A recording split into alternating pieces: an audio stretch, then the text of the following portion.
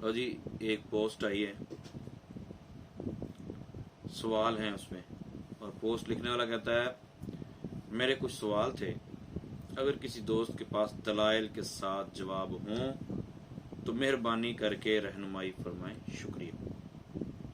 پھر نیچے سوال دیے ہوئے اور اینڈ پہ لکھتا ہے کہ یہ سارے سوال فرقہ بازی سے ہٹ کر کیے گئے ایک مسلمان ہو کر، تو پلیز کمنٹ بھی مسلمان ہو کر دیں، شکریہ۔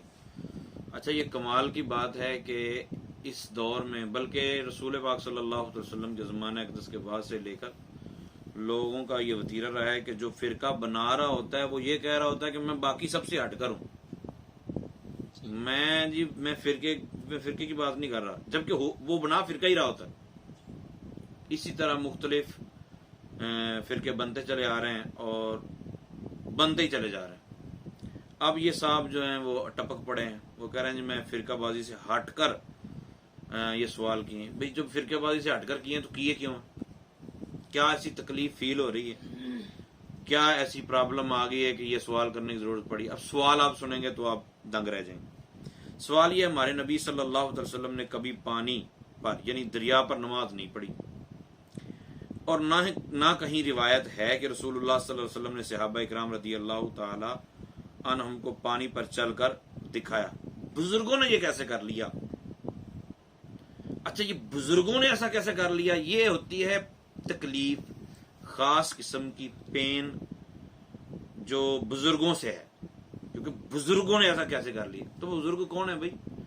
بزرگ وہ ہیں جنہوں نے دین آپ تک پہنچایا، بزرگ وہ ہیں جنہوں نے حدیثیں آپ تک پہنچائیں، بزرگ وہ ہیں جنہوں نے دین کی خدمت کی، بزرگ وہ ہیں جنہوں نے قرآن پاک کو ایک منظم طریقے سے ہم تک پہنچایا۔ بزرگ تو وہ ہیں۔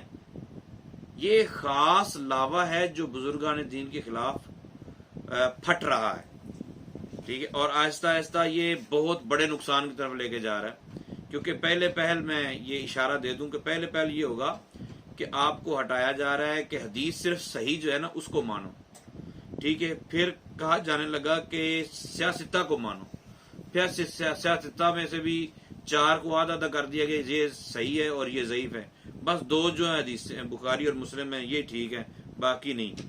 اب پھر زیادہ تحقیق پیدا ہوئی تو بخاری اور مسلم کی کیا ساری روایتیں ہی صحیح ہیں یا اس میں جو تعلیقات ہیں وہ صحیح ہیں؟ یعنی مطلب اب اس میں بھی گڑبڑ شروع کرتے کرتے یہ بات یہاں تک جائے گی، فرقے بن چکے ہیں کہ قرآن کو مانو، بس قرآن ہی حق ہے۔ پھر ایک وقت آئے گا قرآن کے بارے میں لوگ پوچھیں گے کہ قرآن ہم تک کس نے پہنچایا؟ بھائی وہ بزرگوں نے پہنچایا نا، بزرگوں نے، تو بزرگوں کے خلاف تو ہم بول کے بک کر کے ہم نے اتنا معاملہ خراب کر دیا ہوگا کہ پھر بزرگوں کو کوئی نہیں مانے گا، اور پھر قرآن انہی بزرگوں نے پھر ایک وقت آئے گا ہم کہیں گے ہمارے فلاں بزرگ نے کہا ہے کہ جی یہ حدیث صحیح ہے، فلاں بزرگ نے فرمایا ہے کہ یہ حدیث ضعیف ہے، یا تو پھر ہم کو اور نام ان کا رکھے کہ وہ بزرگ نہیں ہے، جاہل ہے کوئی، ٹھیک ہے۔ تو بزرگوں نے دین کی خدمت کی، بزرگوں نے ہم تک پہنچایا۔ یہ سند جو ہوتی ہے، سند دکھائیں، صحیح حدیث کی صحیح سند دکھائیں، جی فلاں سند دکھائیں، فلاں چیز دکھائیں، یہ ساری بزرگوں کی لائن ہی ہوتی ہے۔ بہرحال اللہ تعالیٰ اپنے ولیوں سے دشمنی سے ہمیں محفوظ رکھے۔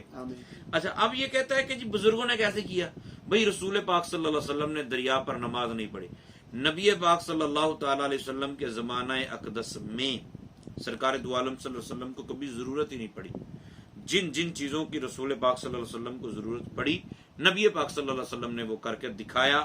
صحابہ نے عرض کیا یا بعض جو نہ ماننے والے تھے انہوں نے گزارش کی، انہوں نے کہا تو رسول پاک صلی اللہ علیہ وسلم نے معجزات دکھائے ہیں۔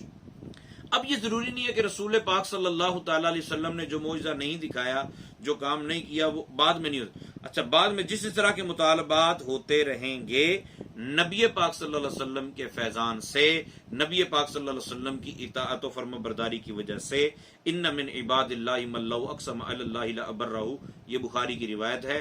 کچھ بندے ایسے ہوتے ہیں کہ وہ قسم اٹھا لیں تو اللہ تعالیٰ ان کی قسم رد نہیں کرتا، تقدیر بدل دیتا ہے، اللہ ان کی قسم پوری کر دیتا ہے، جس طرح وہ کہتے ہیں اللہ ویسے کر دیتا ہے۔ اب اس میں کہیں نہیں ہے کہ جناب پانی پر چلنا نہیں ہوگا، جس طرح کا مطالبہ کوئی کرے گا امتی کی جو کرامت ہوتی ہے، ولی کی جو کرامت ہوتی ہے، یہ نبی کے معجزے کا فیضان ہوتا ہے، ٹھیک ہے، تو امتی دکھاتے رہیں گے۔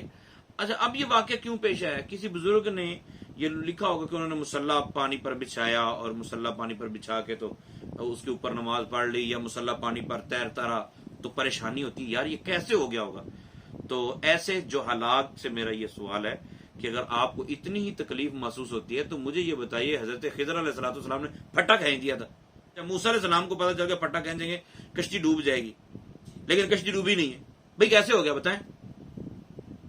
رسول پاک صلی اللہ علیہ وسلم نے تو ایسا نہیں کیا، تو اس کا کیا مطلب ہے کہ یہ رسول پاک صلی اللہ علیہ وسلم کر نہیں سکتے تھے، موسیٰ علیہ السلام یہ کر نہیں سکتے تھے؟ معجزہ جس سے طلب کیا گیا ہے، جس کو دکھانی تھی کرامت، اس کو دکھائی، بس اتنی سی بات ہے۔ آپ صلی اللہ علیہ وسلم یا صحابہ کرام کبھی بھی اڑ کر مدینے سے مکہ یا مکہ مکرمہ سے مدینہ منورہ نہیں گئے۔ بزرگ کیسے اڑتے تھے؟ بھائی بزرگوں کو اڑنا تمہیں نظر آ گیا، بس بات صرف اتنی، وگرنہ مجھے یہ بتاؤ، اسرائیل علیہ الصلوۃ والسلام بیک وقت ہزاروں جگہوں پہ موجود ہوتے ہیں۔ قل یتوفاکم ملک الموت الذی وکل بکم، قرآن کہتا ہے کہ کائنات کے جو بھی جاندار ہیں ان کی روح حضرت اسرائیل علیہ السلام قبض کرتے ہیں۔ بتائیں وہ ٹرین پہ جاتے ہیں؟ حضرت اسرائیل علیہ السلام کیسے جاتے ہیں؟ بھائی اڑ کے ہی جاتے ہوں گے نا، یا ہمیں پتہ ہی نہیں چلتا، وہ اتنی جلدی میں پہنچ جاتے ہیں۔ ایک فرشتہ ہے، بخاری شریف کی روایت ہے، ماؤں کے رحموں پر موکل ہے ایک فرشتہ، وہ ایک فرشتہ جب ماں کے پیٹ میں بچے کی عمر 120 دن ہو جاتی ہے تو وہ ایک فرشتہ آتا ہے، لکھتا ہے کہ یہ کتنا کھائے گا، کتنا پیے گا، رزق کتنا ہے، مطلب اس کی عمر کتنی ہے، سارا کوئی لکھ دیتا ہے۔ وہ ایک فرشتہ ہزاروں جگہوں پہ ماں کے پیٹ میں جب 120 دن کی عمر ہوتی ہے اکیلا ہی پہنچ جاتا ہے۔ بتائیں کس طرح جاتا ہے؟ ٹرین سے جاتا ہے۔ خدا جب دین لیتا ہے عقل چھین لیتا ہے۔ تو بزرگوں نے اگر اڑ کے دکھایا ہے تو بزرگوں کے سامنے اسی طرح کی کفار نے کوئی بات کی، بزرگوں نے اڑ کے دکھا دیا۔ رسول پاک صلی اللہ علیہ وسلم کے سامنے اس سے بڑی بڑی باتیں ہوئیں، چاند کا کہا رسول پاک صلی اللہ علیہ وسلم نے چاند کے ٹکڑے کر دیے۔ پھر کہتے ہیں کہ آپ صلی اللہ علیہ وسلم نے یا کسی بھی صحابی رضی اللہ عنہ نے کسی فرشتے سے روح نہیں چھینی، تو کیا بزرگوں کے پاس ان سب سے زیادہ طاقت نہیں؟ کس نے کہا ہے طاقت؟ بھائی یہ ہم کہہ چکے ہیں، حضور سیدنا عبد القادر جیلانی رحمۃ اللہ کے حوالے سے میں نے جواب دے دیا اس کا کہ ان کے بارے میں کوئی کہتا ہے کہ انہوں نے روحیں چھین لی، چھیننے کا واقعہ درست نہیں ہے، ٹھیک ہے۔ ہاں اللہ کے پیارے التجا کریں تو ایسا ہو سکتا ہے کہ اللہ تعالیٰ روحیں واپس لوٹا دے، ٹھیک ہے۔ من عاش بعد الموت کی طرف میں نے اشارہ کیا تھا، امام ابن ابی دنیا کی کتاب، اس کا ترجمہ مل جاتا، پڑھ لیں اس کو، لیکن نہیں مانتے تو قرآن میں دیکھیں نا، قرآن تو کہتا ہے ثم بعثناکم من بعد موتکم لعلکم تشکرون، قرآن میں تو ہے نا کہ موسیٰ علیہ السلام کے کہنے پہ 70 مردے دوبارہ زندہ ہوئے ہیں، حضرت ابراہیم علیہ السلام کے پکارنے پر 4 مردہ پرندے دوبارہ زندہ ہوئے ہیں کہ نہیں ہوئے؟ بالکل۔ تو جب اللہ کے پیارے کہتے ہیں اور ہو جاتا ہے تو قرآن تو پڑھ لو۔ اچھا، پھر سوال یہ ہے کہ قیامت کے دن مسلمانوں کی شفاعت آپ صلی اللہ علیہ وسلم فرمائیں گے یا بزرگ؟ کیونکہ میں نے مختلف لوگوں سے مختلف بزرگوں کے بارے میں سنا ہے کہ قیامت کے دن وہ شفاعت کریں گے۔ بھائی رسول اللہ صلی اللہ علیہ وسلم بھی شفاعت کریں گے، صراحتاً حدیث سے موجود ہے، اور پھر قرآن کی آیات میں یہ بھی موجود ہے من ذا الذی یشفع عندہ الا باذنہ۔ یہ کہاں لکھا ہے کہ اس اذن سے مراد صرف رسول پاک صلی اللہ علیہ وسلم کی ذات گرامی؟ سفارش بت نہیں کر سکیں، سفارش نہ بت سفارش کریں گے، نہ اپنے پوجنے والوں کی انبیاء سفارش کریں گے۔ اس فرق کو سمجھنا ہے۔ عیسیٰ علیہ السلام کو جو خدا کا بیٹا گیا، عیسیٰ علیہ السلام اس کی شفاعت نہیں کریں گے۔ پھر نبی پاک صلی اللہ علیہ وسلم کے وسیلے سے آگے علماء اور شہداء یہ بھی شفاعت کریں گے۔ حافظ قرآن 10 گھر والوں کی شفاعت کرے گا۔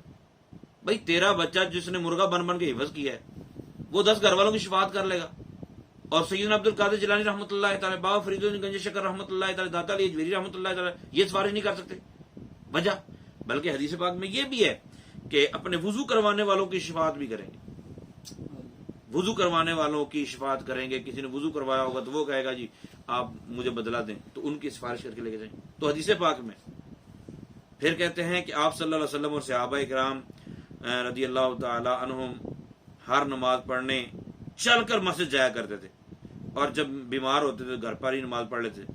لیکن بزرگ ایک نماز مکے میں، دوسری مدینے میں، تیسری مسجد اقصیٰ میں، اور چوتھی پاکستان میں آ کر کیسے پڑھ لیتے ہیں؟ اچھا مجھے پہلے یہ بتاؤ کہ چل کر جاتے تو جو موٹر سائیکل پہ جاتا وہ؟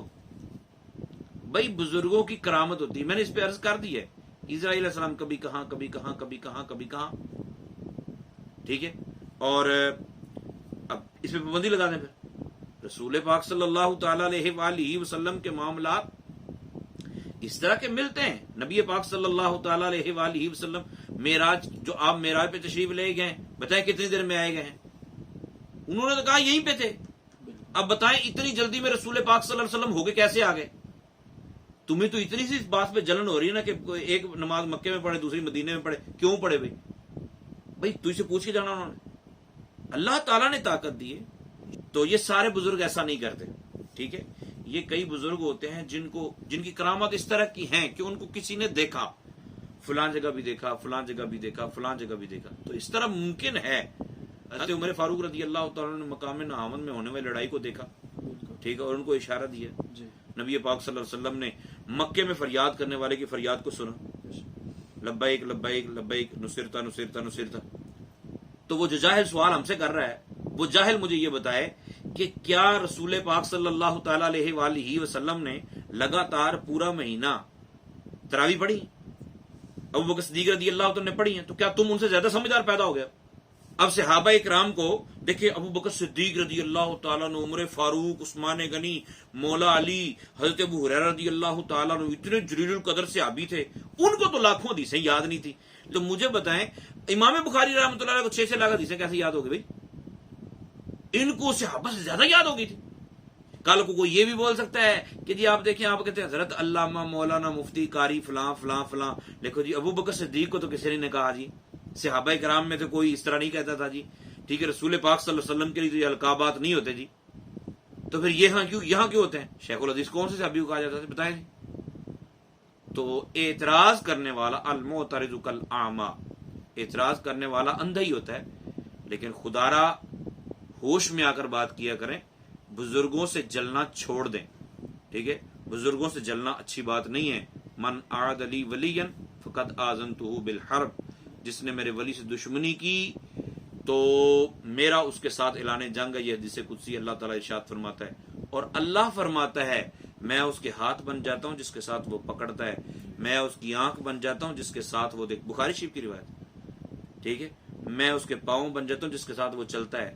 جب اللہ تعالیٰ یہ طاقتیں دے اور وہ اظہار بھی کریں، پہلوں کو اظہار کی ضرورت نہیں تھی، جتنی اظہار کی ضرورت تھی اتنا انہوں نے کیا.